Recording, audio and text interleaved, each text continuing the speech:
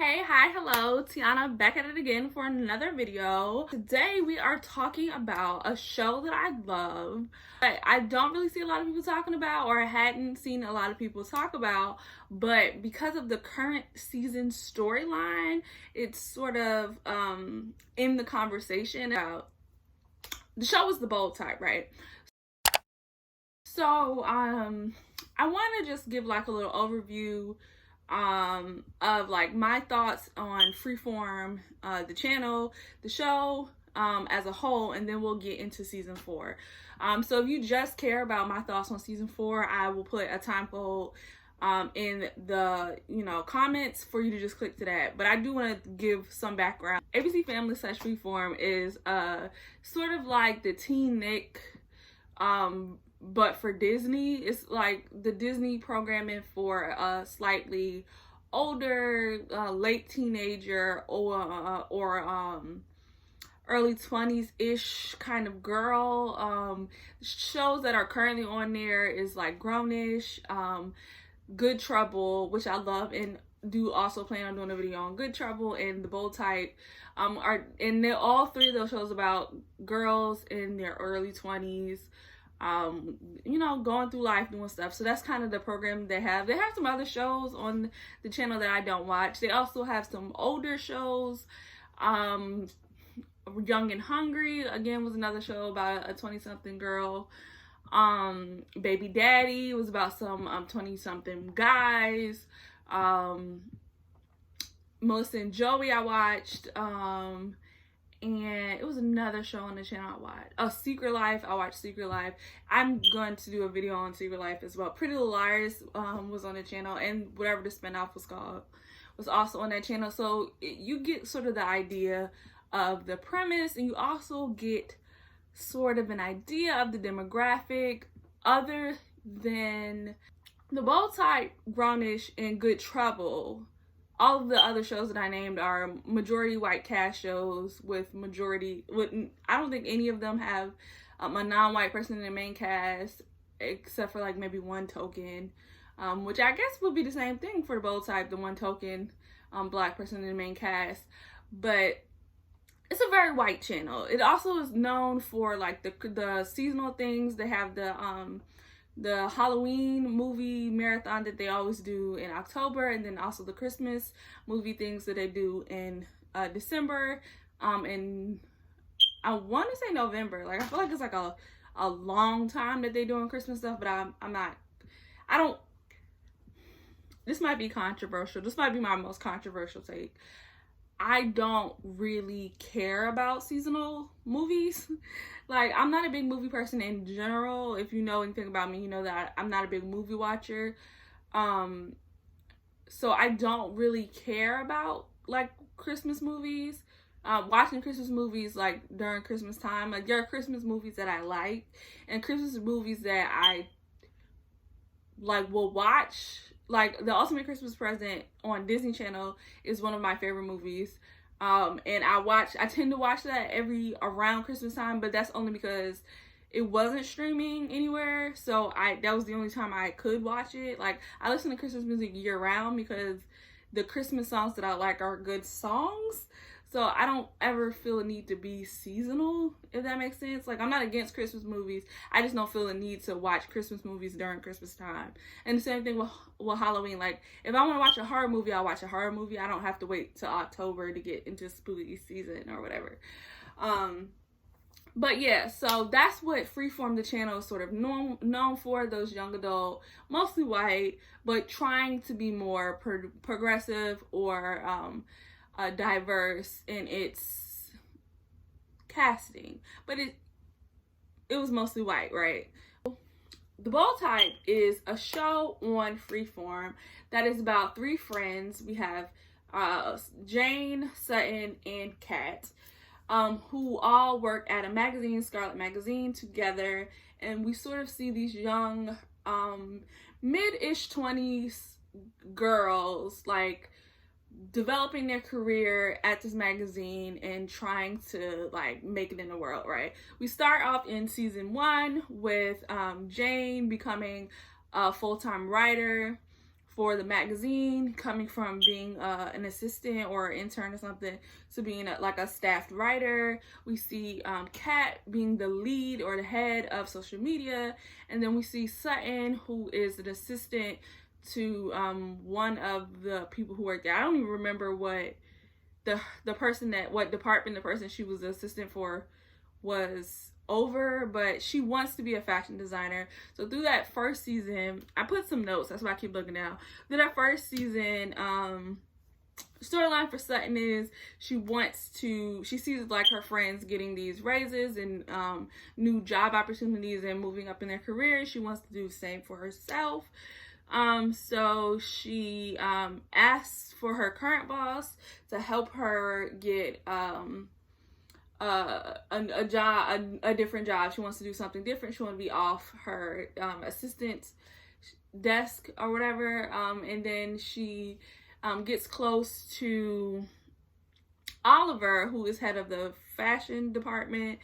And when I say get close, I mean like she sees him and she was like, oh, I want to do that. And she, starts to follow him around like a lost puppy, really, and try to get assigned to him. Also, during this time period, she meets Richard, who is one of the lawyers for the overall brand. Scarlet Magazine is, I want to say, essentially like Cosmo, or like, I don't really read magazines. That might be another hot take. I don't read magazines, not because I don't like them. I just grew up poor. I didn't have money for magazines. Like my mom was never going to buy me a magazine. Like she just refused to do it. Refused to waste, in her eyes, waste like money. Sometimes I would be able to like get my money together so I can get like a Word Up magazine, and just for the posters and stuff like that. But like I never had a subscription to any magazine ever in my life. So I don't really read magazines, like paper magazines. I have like read some articles. I've been on like the websites, and I know what Cosmo is like in the zeitgeist, and I think that's what Scarlet is supposed to be, like a real world equivalent would be Cosmo, because Scarlet seems to be like a women's magazine that leans more on like sex, but it also kind of gives me a little bit of Teen Vogue tease. Teen Vogue now, who's like progressive and fighting the power. Again, I don't read magazines, so I can't tell you how long Teen Vogue has been like fight the power. I just see what I see on the internet, like their tweets and stuff. I actually do have Teen Vogue because at one point before, because I don't think they have a physical magazine anymore, but they had like some kind of deal like a couple years ago before they stopped doing the print before they stopped doing print magazines, where I was like, oh, I like Teen Vogue, I like these articles, I think I'm gonna subscribe. And I think I got like one or maybe two magazines before they stopped printing them, and then I was like, oh.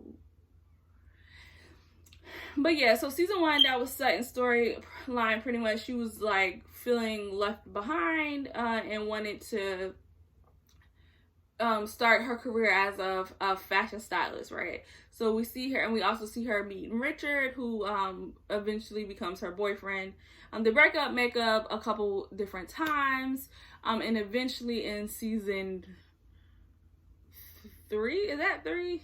Or is that 4? I guess it's 4. I'm not really sure, because Freeform do their seasons weird. So if I say something was one season and that's not right, that's not my fault. That's Freeform fault, because they do their seasons weird on this channel in general for all the shows.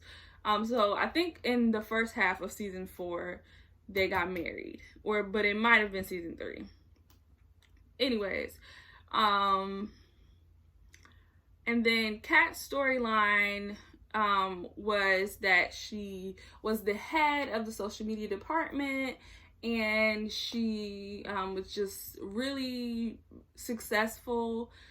She is biracial with a white mom that is relevant later. And she grew up pretty privileged. Both her parents are therapists. So she grew up with a good bit of money. I'm pretty sure she grew up in New York, but I could be wrong about that. But she grew up pretty privileged. She didn't have to pay her own way to do anything. Like, her parents had money, and she coasted on that for a lot of her life. That also gave her access to graduate from a good school and get a good job and rise up in that job without like much friction, even though she's a Black girl. She identifies as Black.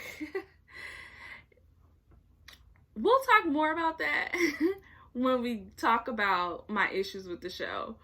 But yeah. So Jane, who I feel like is the star of the show, and also Jane is played by, I don't know what the actress name is, but she was on a different show that I watched on MTV.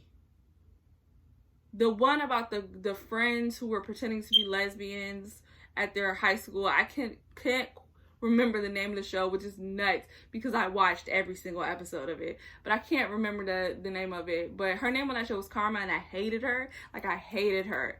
And I still associate her with that character. So if I call her Karma, I'm talking about Jane. It's just, in my brain, she's still Karma. And in my brain, when I get mad at her character, Jane, I'd be like, that's Karma acting Karma again. But yeah.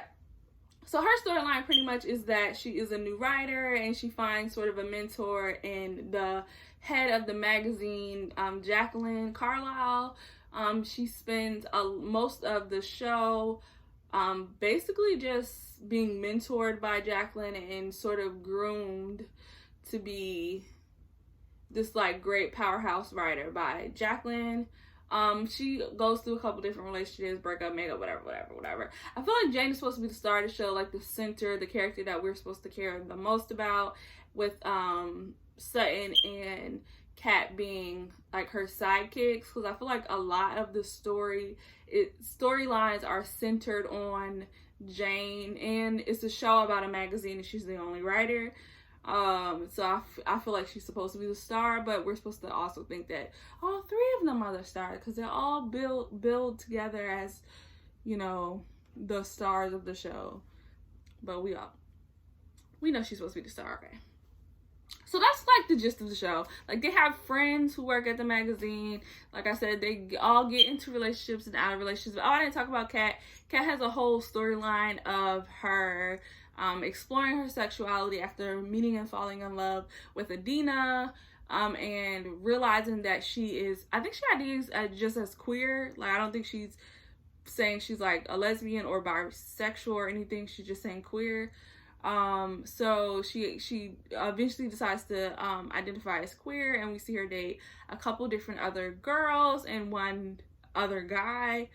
And yeah, so as you can tell, it's very, very I don't know if I'm describing the show well. Like, I don't think of anything that I said has made you want to be like, oh, let me go watch the show. But I do think it's generally a good show. Like, it's very much a show written by women who consider themselves feminists. Like, you can tell in the stories that they choose to tell, you can tell in the way those stories are written that it's told by majority women, and you can tell that it's told from the perspective of women who believe themselves to be progressive, who believe themselves to be feminist. And also, if you are like me, you probably can also tell that the show is written by white women. Like, you could just, it's the energy of a lot of it, you can tell, right? So the reason why the show is in the conversation right now is because of the storyline in season 4, right? And we got a shortened second half of the season because the show was in the process of being filmed when the shutdowns for coronavirus started. So I think they said it was 2 episodes or 3 episodes. I think they were supposed to go to 16 episodes, but they only went to 13 or 14, right?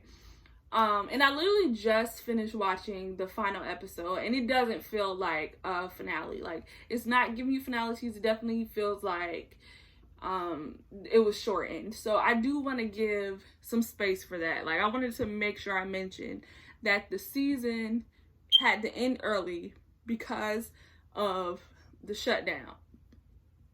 So they might have had a redemption for the storylines that people are really frustrated by, right?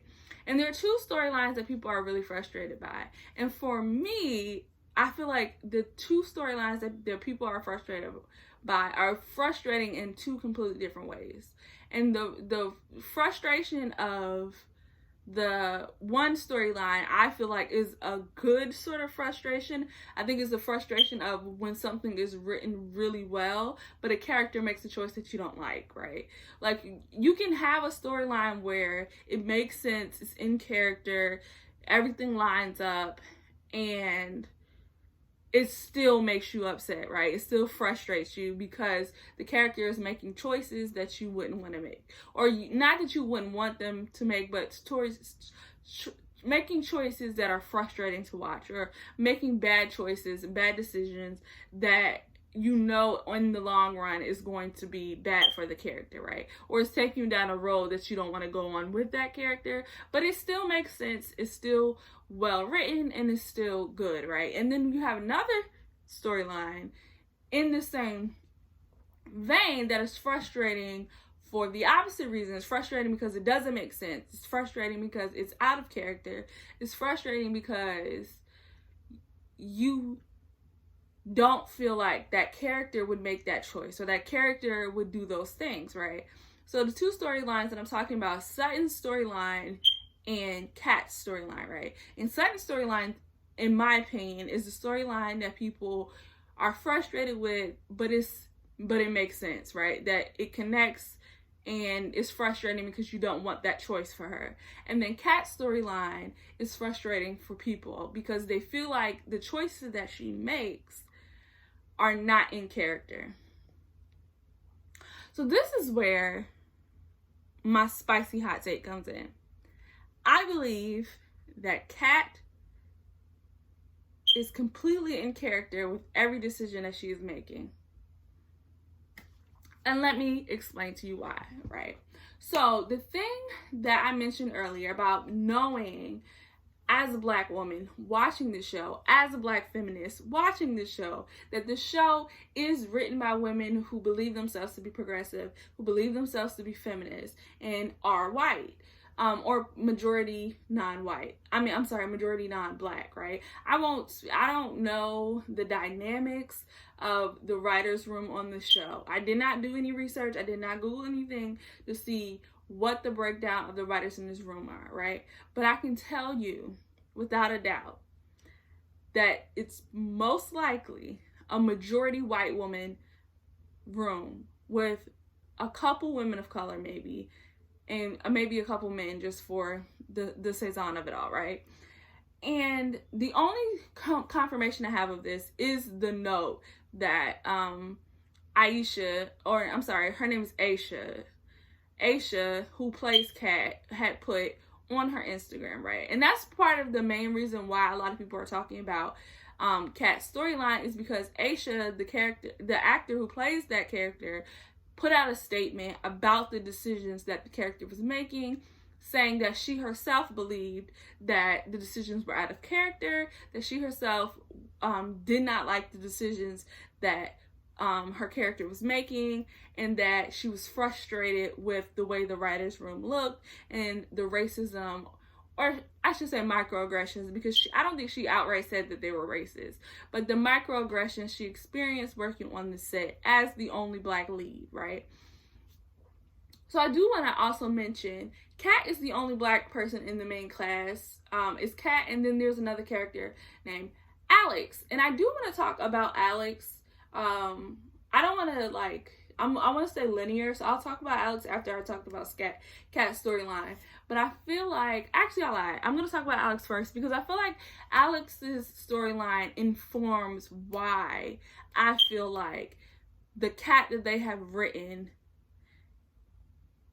her choices that she's making in this season lines up with the character that they've written, right? So with Alex is a black man, right? I want to make that clear because Alex is a unisex name, right? So Alex is a black man. He's the only man at Scarlet. I want to say, I feel like he's the only male character at Scarlet, straight male character, I should say, at Scarlet that gets a speaking role. There are 2 other male characters that are gay, but he's the only straight male character that gets a speaking role, I'm pretty sure, right? In his storyline, primarily for the entire time that he has been on the show, has been helpmate. Like, there was a very short time where he was kind of dating Sutton, but Sutton ended up choosing Richard after they had like their little fling, and he just was a friend. He moved in with Jane when she needed a roommate, and sort of became like a best friend to all the characters and helped them when they had issues, listened to them, and sort of became like black best friend to him. Like, it became very tropey. Like, he started to just, his character is just used as like the best friend character. He's literally there for the main characters to have someone to talk to have someone to get their thoughts out of their head and into the camera, right? So anytime that they have an issue that they don't want to talk about with one of the main characters, or can't talk about for whatever reason with one of the main characters, they bring in Alex. Maybe once every 3 or 4 episodes, they give Alex a storyline that is maybe gets like 10 minutes of screen time through the entire episode. They don't do anything with Alex. They don't. And the thing is, I feel like Alex is such an interesting character to have a straight black man in a women's magazine, right? That is majority white, right?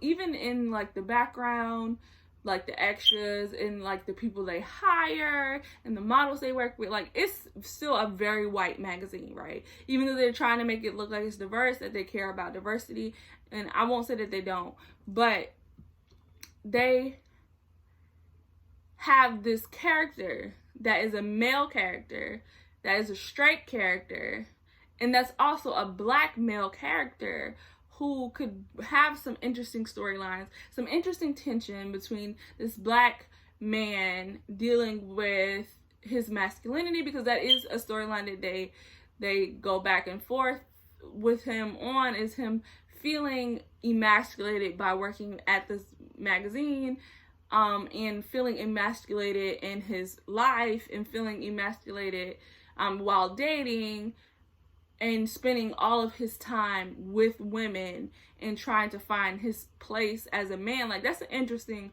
story that you can tell. But again, the writer's room, which I feel like is majority white women, don't have that experience, or don't have that space to tell those stories. So instead of hiring someone who could, or trying to understand those stories, or even prioritizing the idea that those stories might be interesting or important to tell, he just kind of gets left to the side, right? There's also another character who I don't know what she is. I won't say that she is Latinx, but I feel like she's Latinx, but I could be wrong. But she's definitely not white, and she's also fat, right? And her beat or whatever is typically like sex stuff. Like, she would be like trying different sex stuff, or doing like sex toys was one of the storylines or whatever. Anytime they want to do like a sex positions or whatever, she's the writer that they go to. And I feel like she's also a very interesting character that they could do more with, that they just don't. She comes in for like comic relief. They give her a joke or two, but they don't, that's as far as they ever take it, right? So the reason why I wanted to talk about Alex before I talked about Kat is because I wanted to set the tone of how they deal with characters who are not straight white women, right? So Kat, her storyline for all of these seasons has been of someone who was the highest of all of her friends, right? She had all the acclaim, she had the highest paid job, right? She had the most power at the magazine. In the case of her friends, right? She was in charge of the entire social department. She had people who were under her, who were her employees. Like, she was not only the boss, but a boss. Like, she was getting like acclaim for all the great work that she was doing.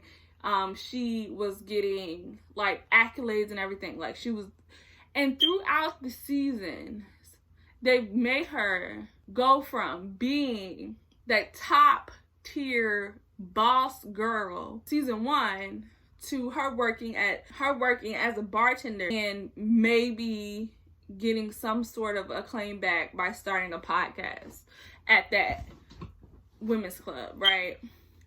And like the storyline that people are mad about is not even that, right? So the storyline that people are mad about is that while she's working as a bartender, she meets this woman who's a conservative, and they get to talking. She starts her podcast and she's like, hey, I want to have you on my podcast. She has this conservative woman on her podcast, and they begin to get closer. She starts to develop feelings, and then she starts a sexual relationship with this woman, right? And people are upset because Kat is a feminist. She's a progressive woman, and she's dating this conservative white woman, and they can't really understand why, right? Kat, like I said, A should even put out a statement saying that she did not understand the choices, right? So I want to read the statement. So she said, I grew up in Australia in the 90s in a very white, very conservative spaces. And while I actually have really fond memories of my childhood, I was always an outcast. I was the one people would stare at walking down the street, and rooms would hush when I walked in. People would ask if I had poop on my skin or those pubes growing out of my hair. Did I know Snoop Dogg? For the record, I always answered yes, he's my uncle. He's not. I spent so much time searching for a reflection of myself, and I found it in art, TV, movies, poetry, music. This was my guiding light, a piece of refuge where I could celebrate my blackness and all the things that made me different. It sounds kind of cliche, but the characters in these stories were my friends. They made me feel less alone. Knowing the power that art had to shape my mind and experience, I have to speak up. The bold side came into my world at a moment where my self-esteem was at an all-time low. It pushed me to be better in both my personal and professional life, and it blessed me with 2 women I now consider to be an extension of my family, my sisters, Katie and Megan. For the first time in my career, I got to play a character who was centered in her own narrative. She wasn't just the white character's best friend. She was empowered and confident. She approached the exploration of her queer identity with an open heart and was met with nothing but love and acceptance from her friends. Kat Edison, unapologetic, outspoken, brave, the woman I always wished I could be. For the next 4 seasons, we had a conversation about workplace politics, white privilege, women's health, gun ownership, and while not every story is perfect, life really is, I'm proud to be a part of something that has inspired, pushed boundaries, subverted expectations, and started conversations. We got to talk about yoni eggs and yeast infections. It took 2 seasons to get a single black indigenous person of color in the writer's room for the bold type. And even then, the responsibility to speak for the entire black experience cannot and should not fall on one person. We got to tell a story about a queer black woman and a lesbian Muslim woman falling in love, but there have never been any queer black or Muslim writers in the room. In 4 seasons, 48 episodes, we have had 1 black woman direct 2 episodes. It took 3 seasons to get someone in the hair department who knew how to work with textured hair. This was impactful on so many levels, and I'm grateful for the women who showed me how to embrace and love my hair in a way I've never had before. I want to make sure that no one else ever has to walk onto set and feel as though their hair is a burden. It's not. In season 2, Kat is promoted to be the first black female head of department at Scarlet Magazine. We've never had a black female head of department on the set of The Bold Type. However, I'm so inspired to know that the president of Universal TV and Freeform's new president are black women. The level of care, nuance, and development that has gone in the story centering white hetero characters is inconsistent with the story centering queer characters and people of color. I do not believe this is intentional. We cannot bring specificity and honesty to experiences we have not lived. And when there's a lack of representation in the way marginalized characters are treated, the way marginalized characters are treated is even more important because they have potential to empower or perpetuate damaging stereotypes that have a lasting and real effect on real people. The decision to have Kat enter into a relationship with a privileged conservative woman felt confusing and out of character. Despite my personal feelings about the choice, I try my best to tell the story with honesty, even though the Kat I know and love would never make these choices. It was heartbreaking to watch Kat's story turn into a redemption story for someone else, someone who is complicit in the oppression of so many, someone whose policies are actively harmful to her community.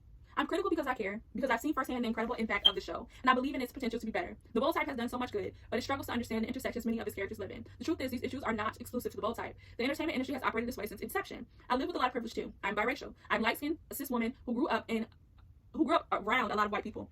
Code Switch is my middle name. I've been blessed with a career I could never imagine, and I'm so grateful to be doing the thing I've always dreamed of doing. My experiences pale in comparison to the experiences of many, so I want to use my platform to actively change the status quo and demand better and more authentic representation, both in front of and behind the camera. For a show that frequently uses words like intersectionality, inclusion, discourse, and the various isms, I wonder how stories may have been elevated had they been told through the lens with people with more varied lived experiences. I'm writing this because I love the bold type, and I love the fans that have created and shared a community because of it. The characters found their way into my heart and joined all of the fictional friends who've made me feel less alone over the years. I hope that we get to continue telling their stories, to do right by them, and for the people who have found refuge in the arts. Over the last few weeks, I've had conversations with the writers and producers, as well as the executives at Freeform and Universal TV.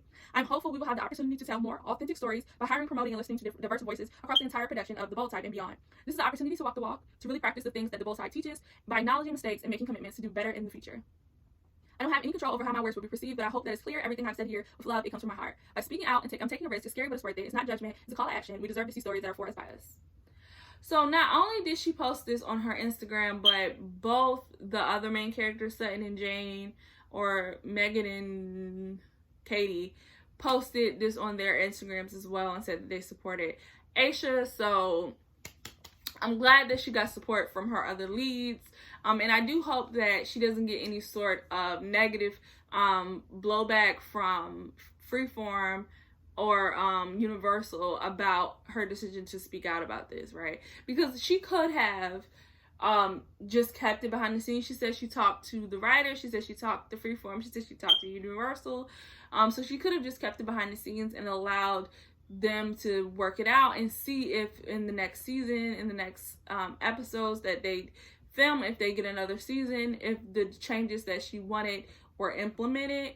But by putting it into the public, by posting it on her Instagram, and breaking a conversation, it puts a little bit more pressure on the company to actually make a change, right?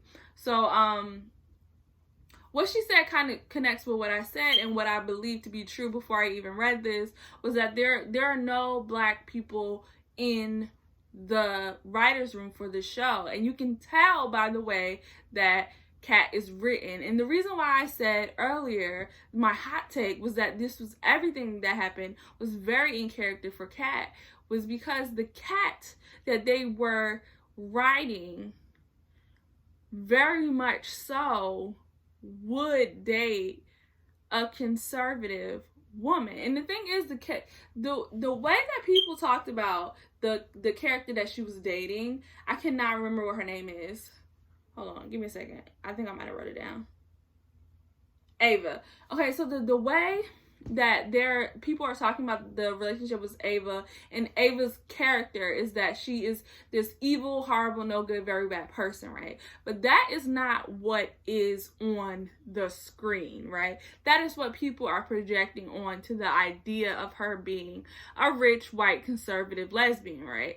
Because we have ideas of what conservatism means and what conservatism stands for, right? And then the fact that in some scenes, like there was a scene where Kat and Ava were at a Republican something or other meeting, and they were talking about gay people, and the Republican said some homophobic stuff, and Ava did not correct them or say anything, right? So we're meant to believe that Ava is homophobic, or at least sympathetic to people who are homophobic, because obviously she's a conservative and obviously she's a Republican, and those people tend to be homophobic, right?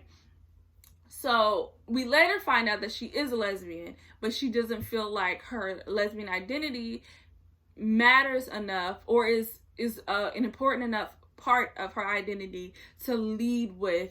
So she's sort of like, she's like, I don't care about people saying homophobic stuff because who I am is not wrapped up into who I have sex with or whatever. Which, like, it makes sense in theory, but also homophobia is not just people caring too much about who you have sex with. Like, it has actual real world, like, people are harmed for being homosexual. For being gay. Like, people don't have rights. They can still be fired. Like, there are so many things that make it bigger than just being like, I don't care if I don't want to have a conversation with people about who I have sex with. Like, it's bigger than that. But like, whatever, right? I don't care. I don't have no dog in the fight of people wanting to have their sexual identity not be a centered part of their life. Like, I don't censor my sexuality in my life, but I'm straight, so it's different, right? Like, no one cares, right? I also don't think that it's like super crazy for people to date someone who does not line up with their ideals. And I think it's very I don't know how to say this without sounding shady, but like, I feel like it's very normal for white women to date people who don't line up with those ideals, especially white feminists, and especially straight white feminists who don't have a real grasp on intersectionality, which we know that they don't, based on the storylines that they're telling on this show. Like, I feel like people, the type of white feminists that I get the vibe write this show are the type of white feminists who have made feminism very personal, right? Who've made feminism something that is about their rights and their ability to move in spaces safely or freely, right? And not necessarily about all women being able to move through spaces freely and safely. Like, these are the type of women who feel like it's impolite or rude to not give space for conservative people to have a conversation, right? These are women who are feminists, and the idea that they want abortion to be legal, and they want like equal pay, and they're girl bosses, but they don't want, or they don't care to look to see how racism intersects with feminism, or how like homophobia intersects with feminism, or how like transphobia intersects with feminism in any real way, because those are not things that personally affect them, right? It's very much like hashtag white feminism is the tease that I'm getting from this writer room. And the reason why I say it makes sense to me that Kat would date a conservative is because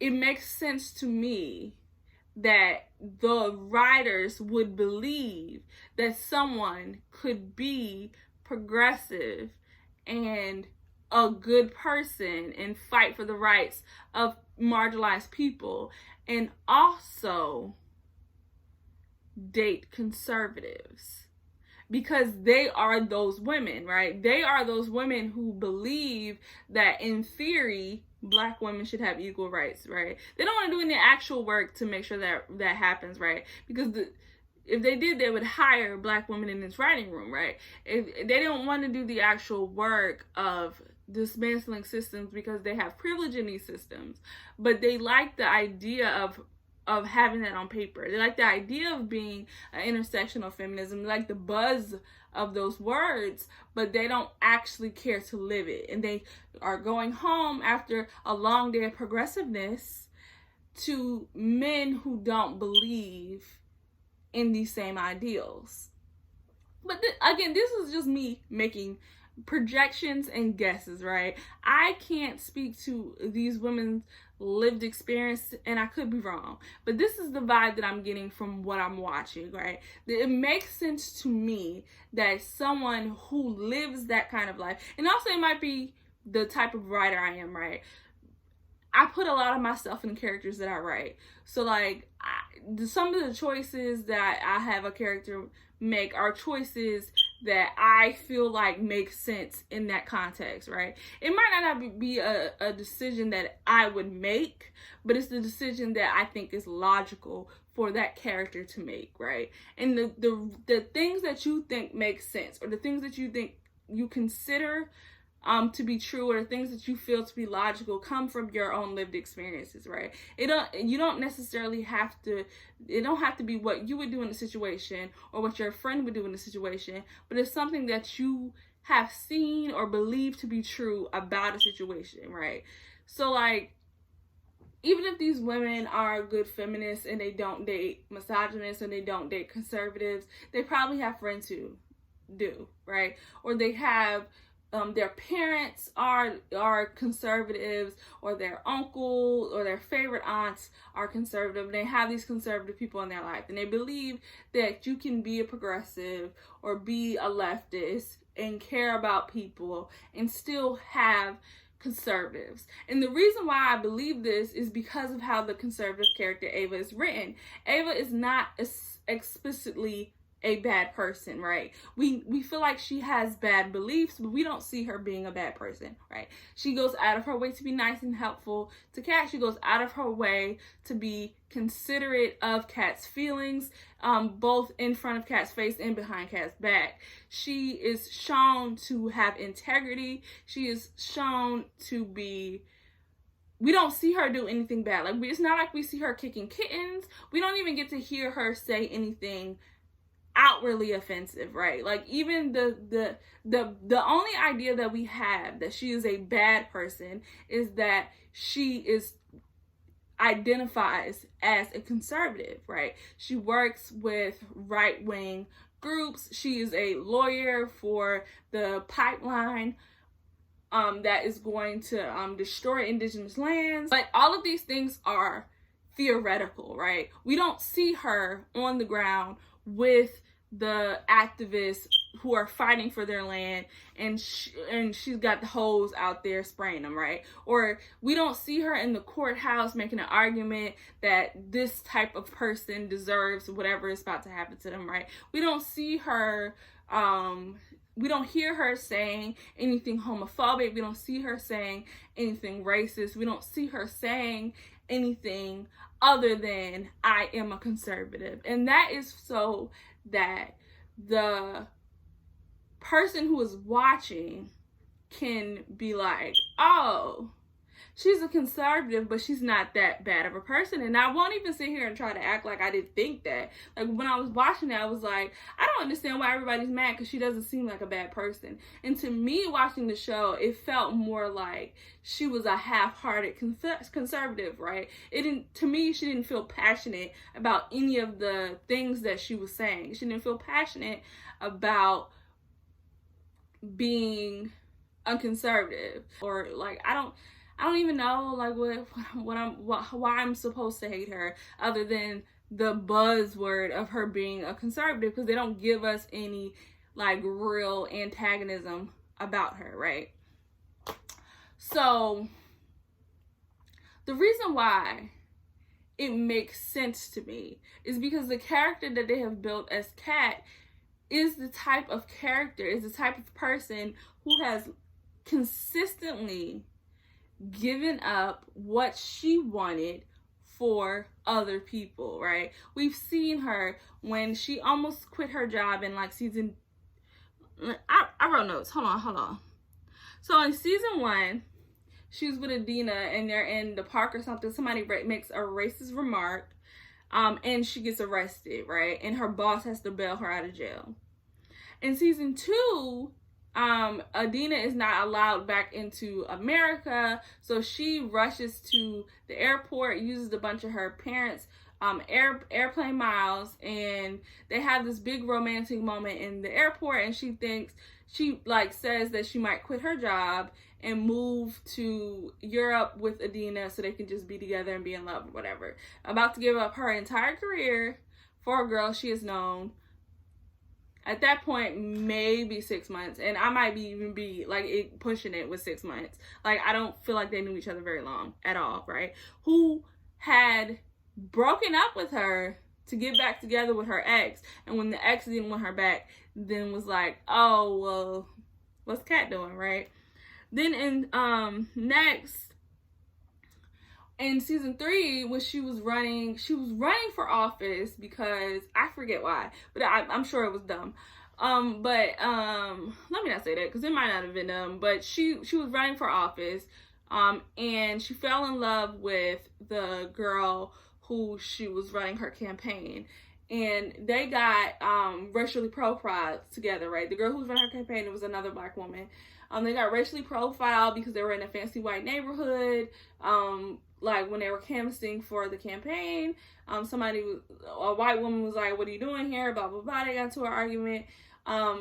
Tia, who was the campaign manager, recorded the incident, and Kat wanted to basically blow up her whole life, blow up the woman's life, to post the video of the altercation online so that she can, I don't know, get the lady fired or whatever.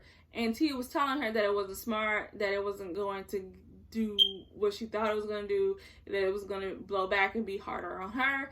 She didn't want to listen. She wanted to release the tape, right? I can't remember if she released it or not. It's been a while since I watched that, right? We also saw Kat just continuously make choices to the detriment of her own life. The reason why she was bartending in the first place is because Adina wanted help with a boy who died who committed suicide because he was in a conversion camp, and I think they wanted to shut the conversion camp down. I won't pretend like I have all the storylines memorized, but I'm pretty sure she wanted to have it shut down, and they wanted to do an article with the boy who killed himself to bring light to the the harm that these camps do.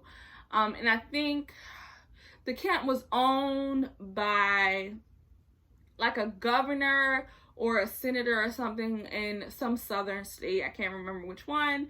And when they were trying to run a story about it in Scarlet Magazine, lawyers told them that they couldn't use the boy's likeness. Then they found a way around that and ended up was going to use something that didn't quite look like the boy, but it was enough that you could get the idea of what they were saying, and legal still said no. They did some digging and found out that one of the board members was like friends with the senator or congressperson who owned the conversion camp or campaigned for the conversion camp. He had something to do with the conversion camp. And the board member, RJ, was like friends with him and donated to his campaign and whatever. So she found this out and she wanted to leak the information. So she sort of blackmailed him to be like, if you don't let us write this article, we're going to leak that you like donate to conversion camps, trying to get him fired, and also like make it look bad so that they had to do something or say something. And I think they were like, I don't remember exactly what happened. I don't even remember if I watched the episode, honestly. I might have fell asleep. But I just know that she ended up putting his tax returns out that showed that he donated, and she got fired. So that was the reason why she was working as a bartender in the first place, right? So consistently, we've seen Kat make choices to the detriment of her own personal life, right? We've seen her put everybody else's feelings before her own, for her to, and you would think with like all of these that it was showing, and I think that this is what the white women who are writing the show think that they're telling, right? I think the story that they think that they're telling is that Kat is a selfless person who gives everything she has to causes that she cares about. But to me, watching the show, it feels like Kat is someone who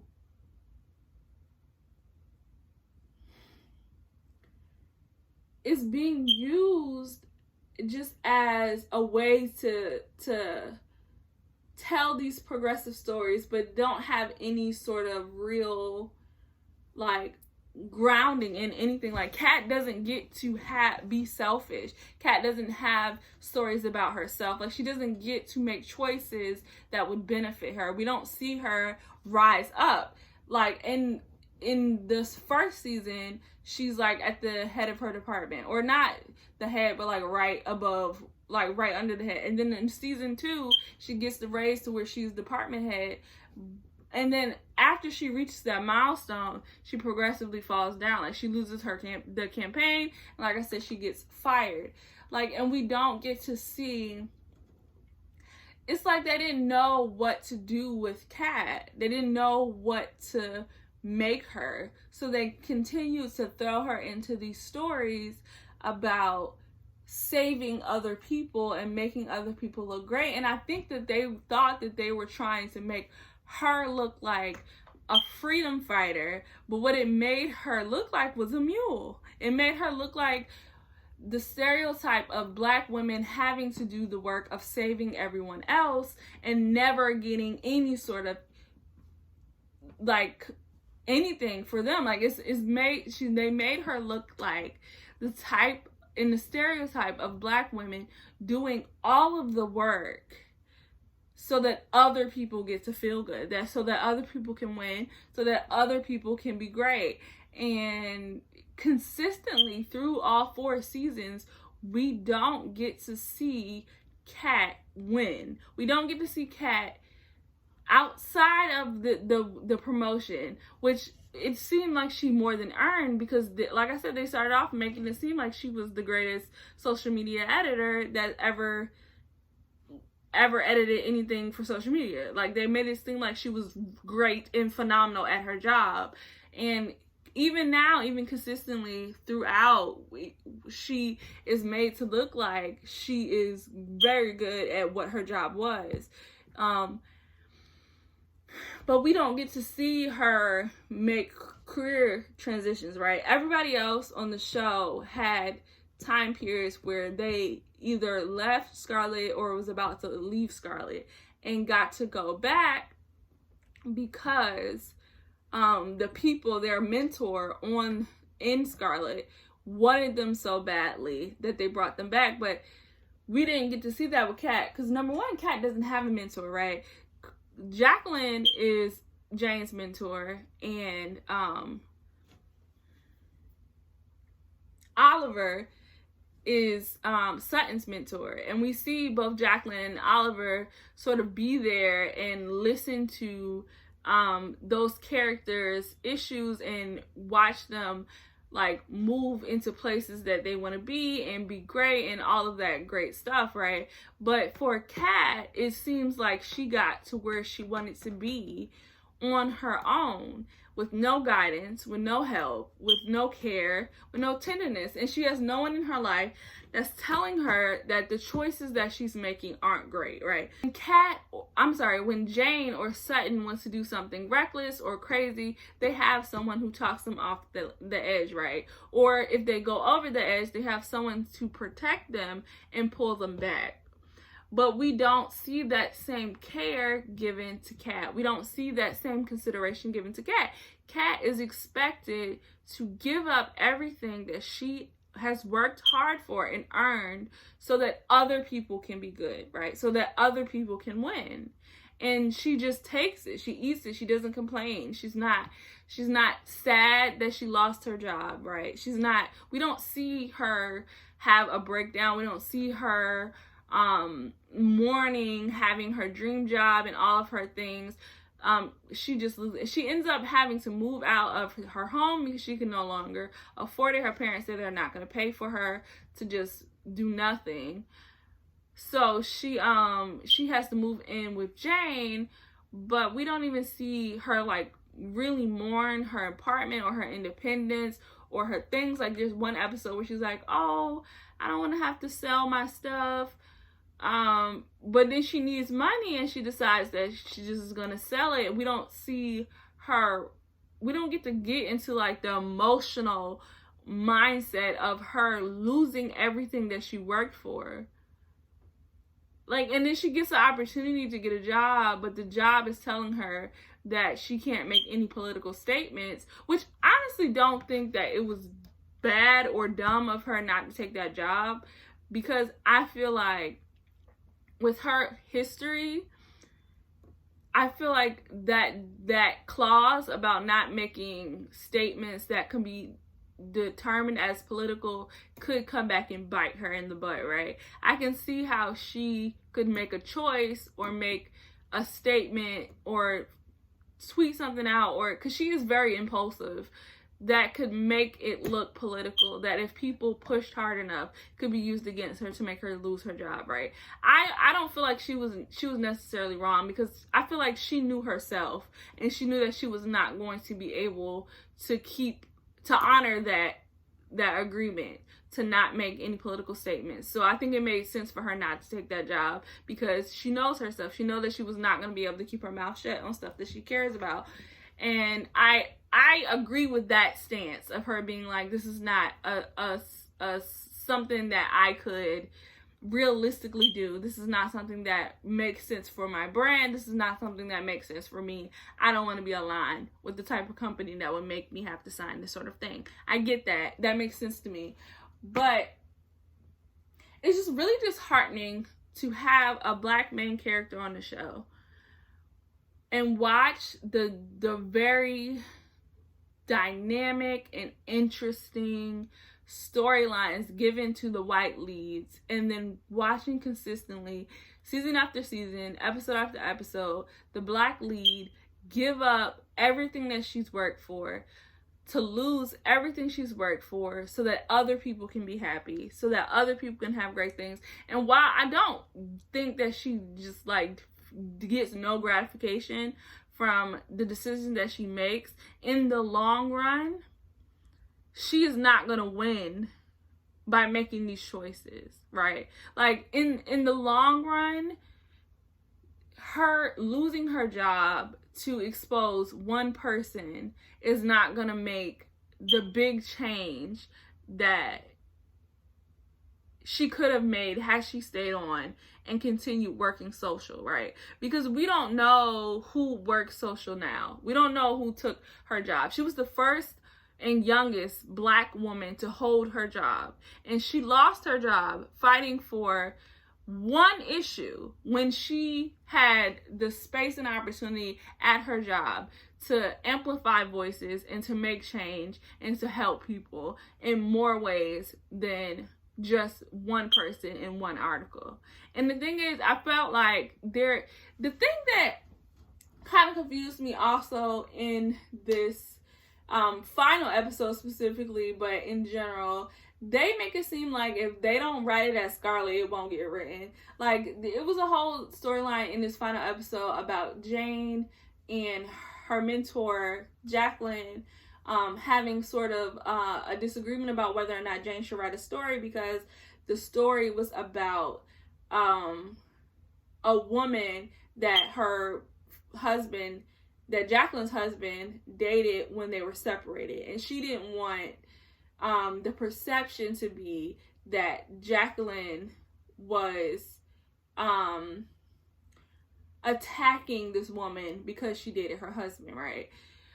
So they were trying to figure out whether or not they should do the story. And I was like, the argument was basically, this will make it complicated for my family, and also it'll just be problematic if it came out that he dated her, that my husband dated her, and it'll look like it's an attack, whether it's an attack or not, because it genuinely wasn't. She didn't know that her husband had dated the woman when the article started. She also didn't know who the article was about. So like, she was in the dark on both, she being Jacqueline was in the dark on both sides of the situation.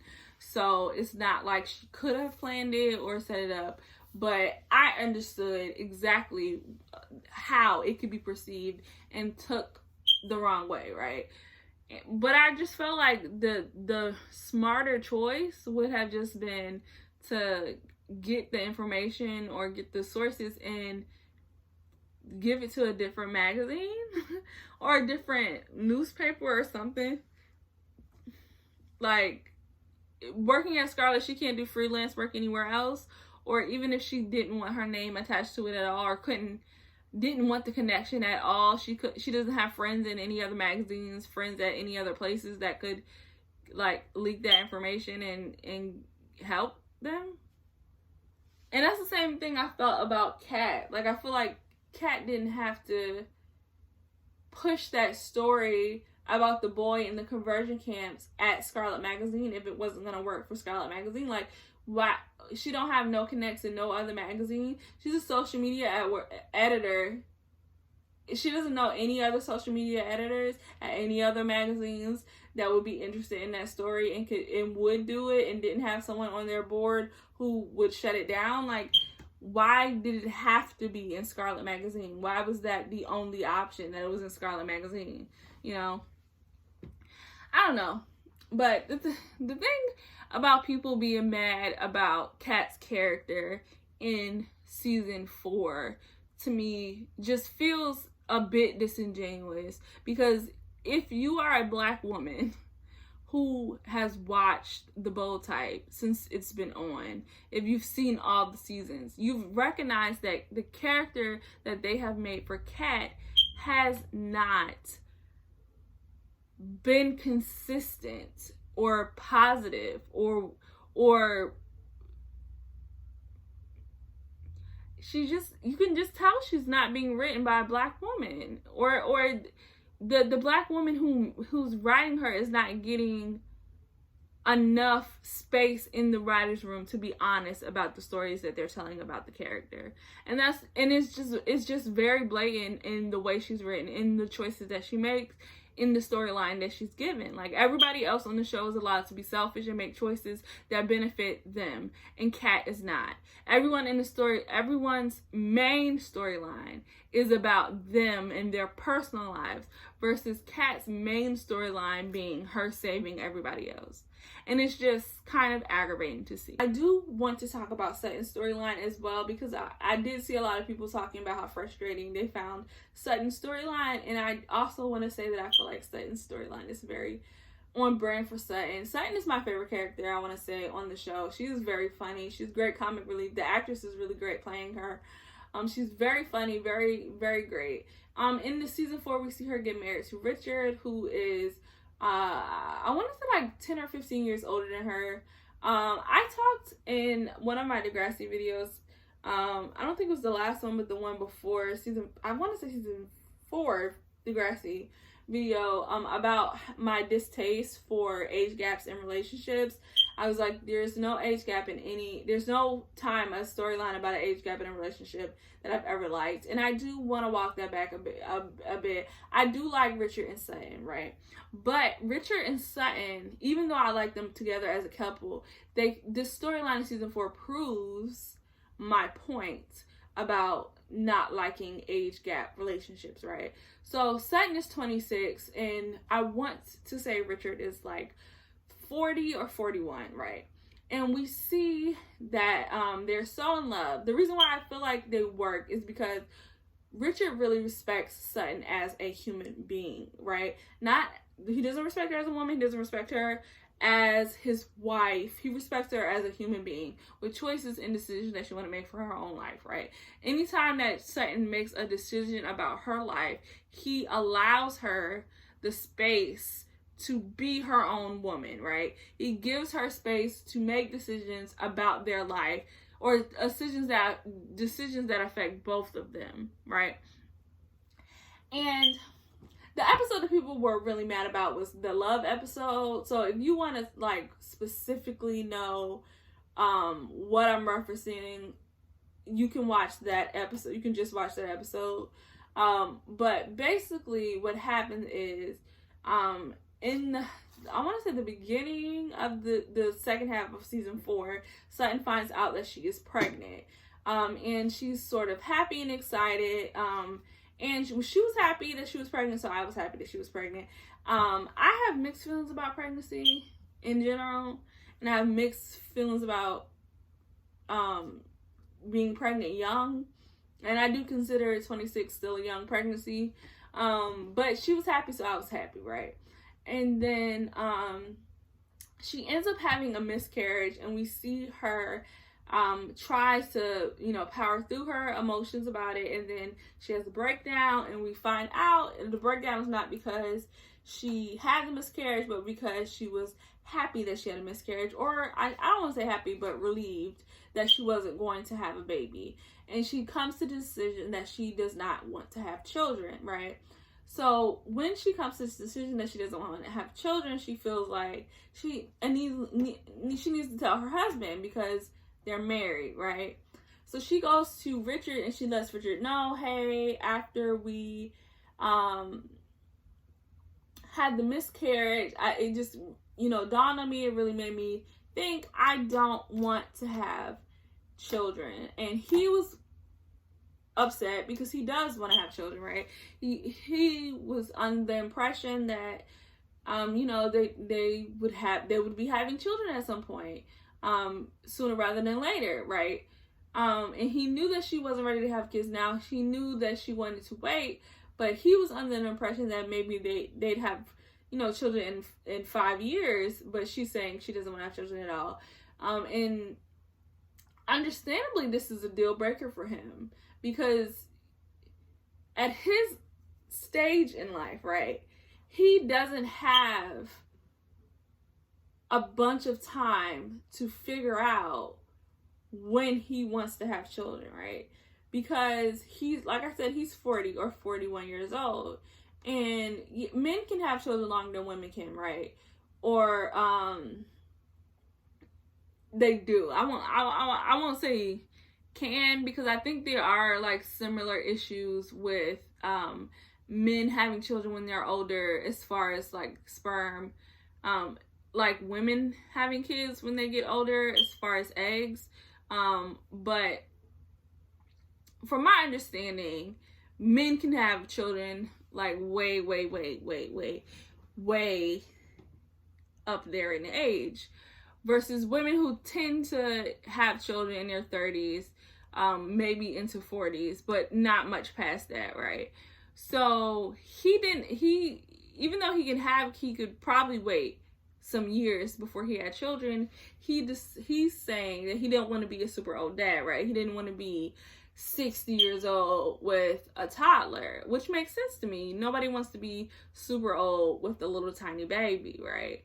That makes sense to me. So for him, and the reason why I said it proves my point is that they are very obviously in different phases of their lives. And the reason why I say this is because he left her because he wanted to have children. And for him, having children was a deal breaker.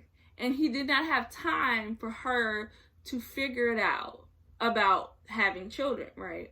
Because I honestly believe that Sutton's decision to not have children has more to do with her issues with her mother than it has to do with her not actually wanting to carry a child, right? Because I feel like when she found out that she was pregnant, she was genuinely happy. There was nothing in her demeanor, there was nothing in what she was saying that made me believe that she was not happy and excited to be pregnant, right? And then also the conversation that she was having around her pregnancy that was negative was about her ability to be a good mother, and it was about her ability to raise the child correctly, right? She was more nervous about repeating her mother's mistakes of having a child that did not like her or felt like animosity towards her because of the way that the child was raised, right?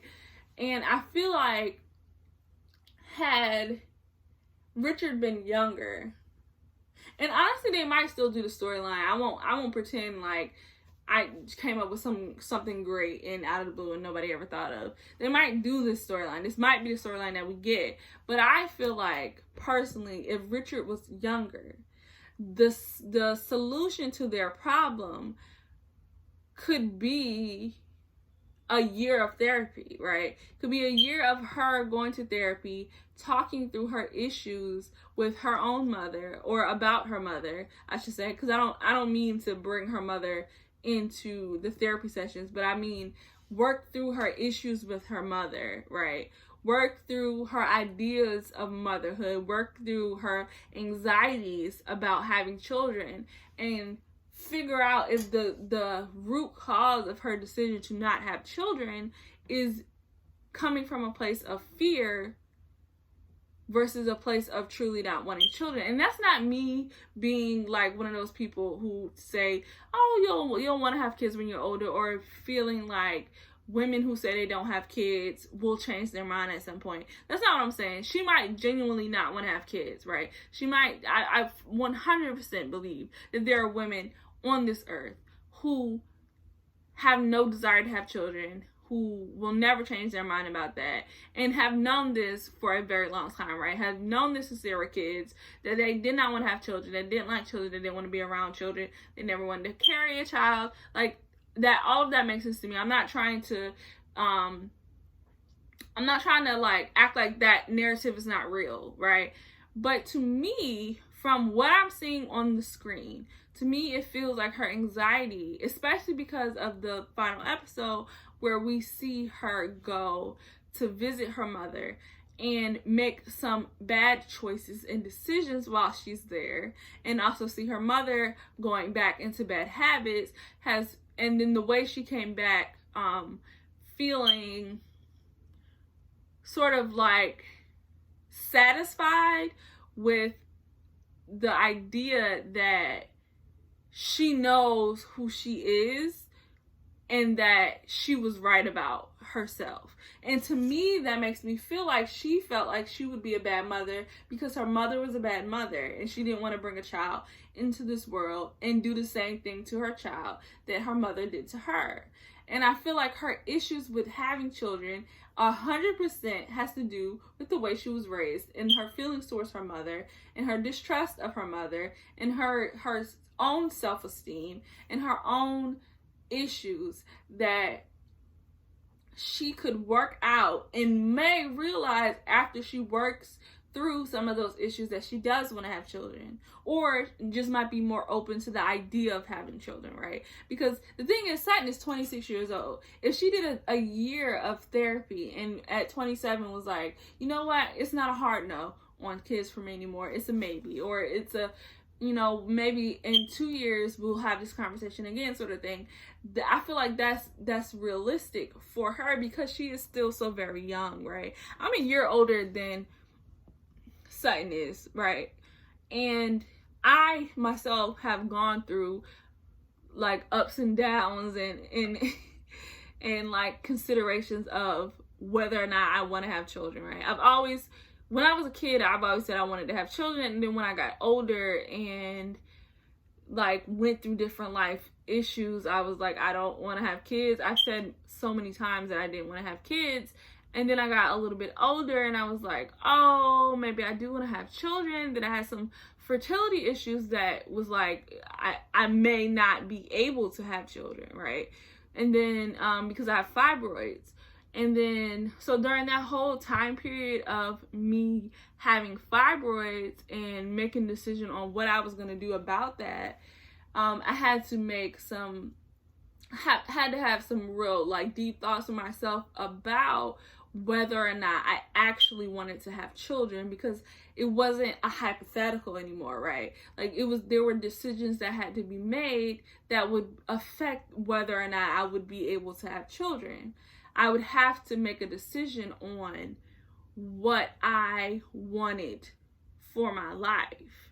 And it wasn't in the abstract, right? It wasn't the, oh, I'll get there when I get there sort of thing. It was no, yes or no, what are you going to do?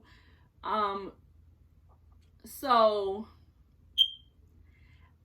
I don't know. I just feel like it was really, really hard to watch Sutton be so hurt.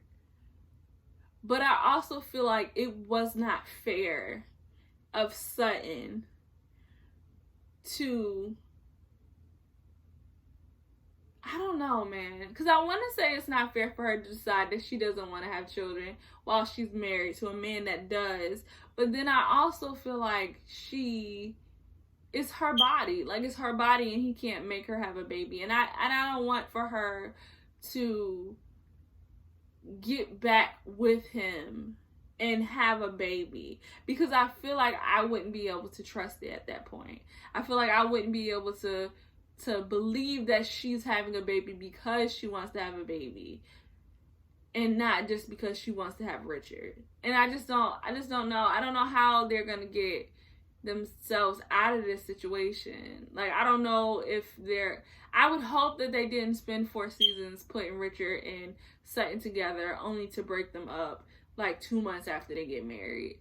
But, like, I also don't feel like it's realistic for them to just put them back together, because I feel like this is a deal breaker. Like, I feel like if you are, especially at his age, because he doesn't have much time to wait on Sutton to change her mind, right? Because if like I said, if he was like, okay, let's do some therapy, let's talk this out, let's work this out. If he gives up a year of his life to do therapy with Sutton, and at the end of the situation, she's still like, no, I don't want to have kids, and then they separate and then they divorce, he just lost a year that he could have been developing a relationship with someone who did want to have children.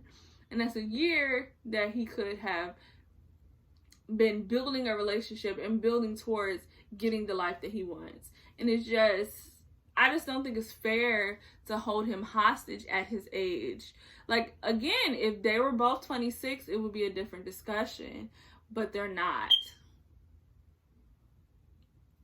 And that's why I really don't think old people should date the youth. And I said what I said, and I meant what I meant. I like Richard and Sutton together. I feel like they're one of the few age gap relationships on TV that is played very healthily. He was not her boss. He was kind of her boss, but he wasn't her boss. She wasn't his direct report, so it's not like he affected whether or not she got anything. But he was above her, and probably could have got her fired or hired if he really wanted to throw his weight around. But I don't feel like their relationship was really problematic.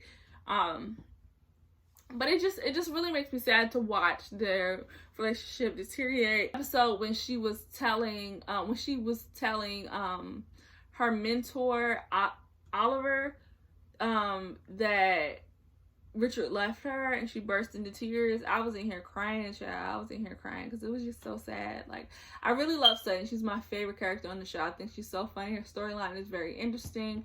She, like I said, the actor is very charismatic and authentic, and it just makes me sad to see this whole dissolution of her marriage, especially because she just got married. Like, they really like just got back from their honeymoon. Like, they just got married. They may have been married for a month or 2 months, maybe, before they separated because of this. And I just don't know what they're going to do. I don't know how they're going to put them back together, or if they are going to put them back together. But subscribe to this channel if you like this content, you want to see this more content like this. I'm definitely going to do more videos talking about shows that I watch. I have, like, a list of, like, so many shows, dozens of shows that I want to talk about, because I don't really watch a lot of movies, but I'm obsessed with TV. I watch so much TV. It's really kind of a problem. Subscribe to my channel if you want to see more content like this. New video every Thursday, sometimes Saturdays and Mondays, but typically you can find a video on every Thursday. Please like this video if you like this content. Like I said, I don't remember what I said earlier to put in the comments, but put something in the comments. I don't know. Put your favorite TV show in the comments. Like, your all-time favorite TV show. Like, the TV show that you watch for comfort. This show that you're like, I don't want to think, I don't want to feel, I just want to feel like a little blanket is squeezing me tight, and I'm at home with grandma's cookies, and I just feel great. That's the show. Put that one in the comments. For me, I think, I want to say it's Rugrats. I feel like it's Rugrats. Yeah, I guess that's it. I'll see you in the next